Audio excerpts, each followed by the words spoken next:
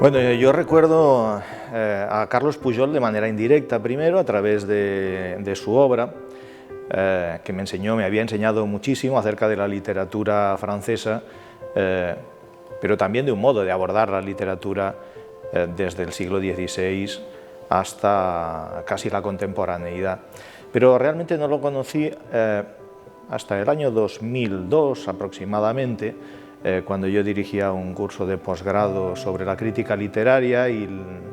le invité a participar en una de las sesiones. Fue entonces cuando confirmé, digamos, la sospecha que yo tenía y el rumor que me había llegado de que era un hombre extremadamente discreto, extremadamente tímido, muy modesto por lo que hace a la valoración de su obra, y yo quería precisamente que hablase de cómo entendía él el ejercicio de la crítica literaria. Finalmente aceptó, y aquella sesión, que duró bastante, duró 2 horas, y que llevó él solo,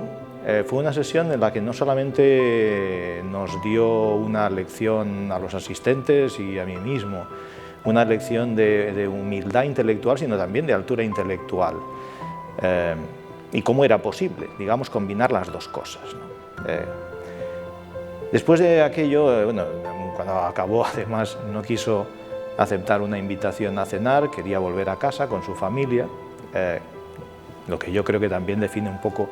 el carácter muy doméstico, muy familiar de Carlos Pujol,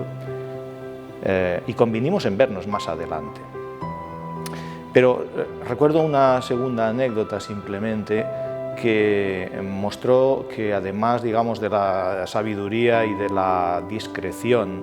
había detrás un ser humano de una generosidad que yo no podía conocer. Tuvo que ver con la presencia en Barcelona de un investigador italiano, recuerdo, un investigador joven que venía de la Universidad de Milán y que me había pedido que ejerciera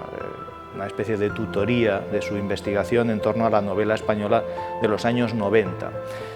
A él le interesaba mucho conocer desde dentro de la editorial o del grupo Planeta cómo se había gestionado la promoción de algunos de los novelistas de esa década.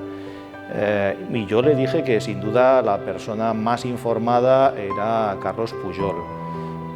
A pesar de que no habíamos tenido ese encuentro al que me he referido después del curso de crítica, me puse en contacto con Carlos, me identifiqué, me recordó inmediatamente y además se prestó, para mi sorpresa, enseguida a recibir en su propia casa a este joven investigador italiano. Luego supe por este chico que no solo lo había recibido, sino que le había dedicado con una, digamos, magnanimidad por lo que hace a su tiempo, toda la tarde. Le había invitado a merendar, le había proporcionado libros, le había contado anécdotas, le había explicado cómo se había gestionado desde dentro de la editorial esa nueva literatura de los 90. No había encontrado yo a alguien que, sin tener una deuda previa respecto de otra persona, se mostrara tan generosa con su tiempo, con sus conocimientos y también con lo propio.